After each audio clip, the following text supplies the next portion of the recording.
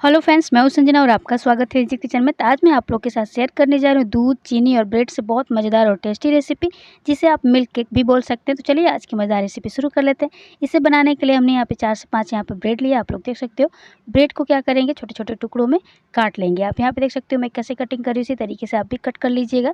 तो अब यहाँ पे हम चाकू की मदद से या कैंची की मदद से साइड से इसको कटिंग कर लेंगे। आप यहाँ पे देख सकते हो हमने सारे ब्रेड को इसी तरीके से कटिंग कर लिया है। आप चाहे तो इसको हाथ से भी तोड़ सकते हो। तो चलिए फ्रेंड्स, इस ब्रेड को हाथ से भी तोड़ लेते हैं। तो देख सकते हो मैं कैसे तोड़, इसी तरीके से आप लोग भी इसे छोटे छोटे टुकड़ों में तोड़ लीजिएगा। तो हमने सारे ब्रेड को तोड़ करके यहाँ पे रख लिया है।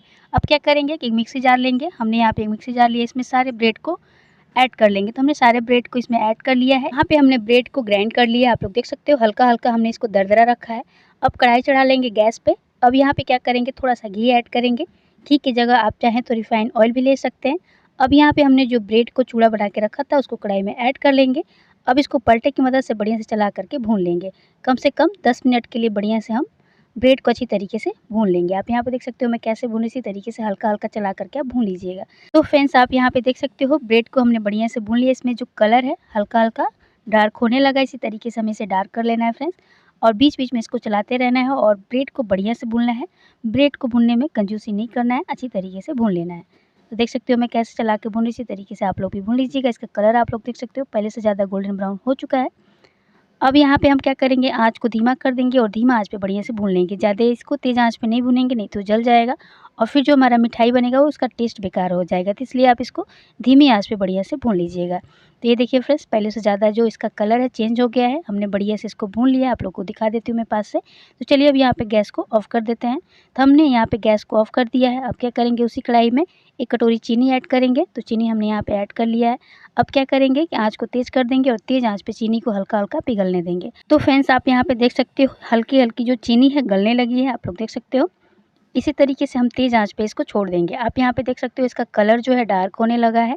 अब इसे हमें और इसको इसी तरीके से पकाना है। आप यहाँ पे देख सकते हो चीनी बढ़िया से पिघल चुकी है एकदम से। इसका जो कलर है ना डार्क हो गया है, आप लोग देख सकते हो। इसी तरीके से आप इसको डार्क कलर कर लीजिएगा।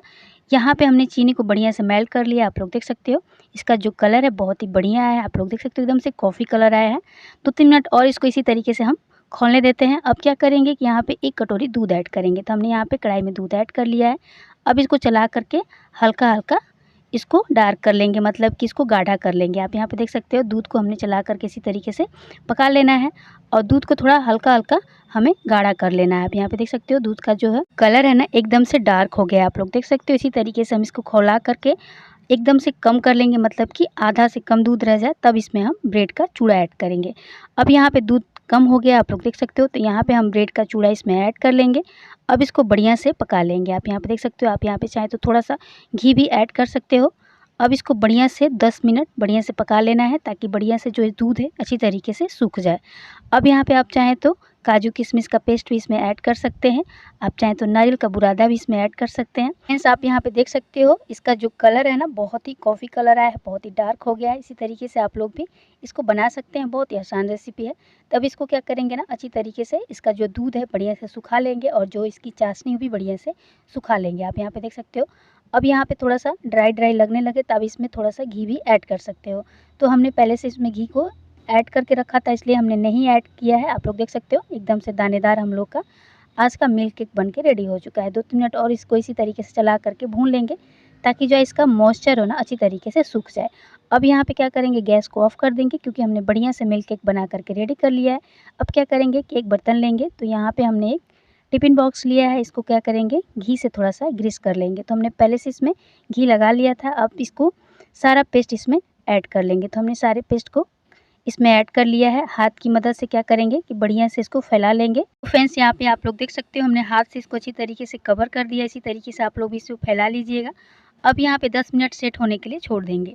अब यहाँ पे आप लोग देख सकते हो हमारा जो मिल्क केक अच्छी तरीके से सेट हो चुका है। तो एक प्लेट लेंगे और इसको पलट लेंगे प्लेट पे। देख सकते हो मैं कैसे कर रही हूँ, इसी तरीके से आप लोग भी कर लीजिएगा। अब इसको हल्के हाथों से थपथपा दीजिएगा, ताकि जो मिल्क केक हो अच्छी तरीके से निकल जाए। तो यहाँ पे आप लोग देख सकते हो हमने हाथों से इसको थपथपा दिया। इसी तरीके से आप लोग भी कर सकते हो। अब इसको क्या करेंगे, जो टिफ़िन बॉक्स है इसको ऊपर उठाएँगे। चलिए मैं आप लोग को निकाल के दिखाती हूँ। ये देखिए हम लोग का जो मिल्क केक है एकदम से निकल के रेडी हो चुका है। ये देखिए एकदम से केक जैसा बना है ना। आप इस मिठाई का कलर देख सकते हो कितना डार्क डार्क है, एकदम से चॉकलेटी कलर आया है, बहुत ही टेस्टी दिख रहा है।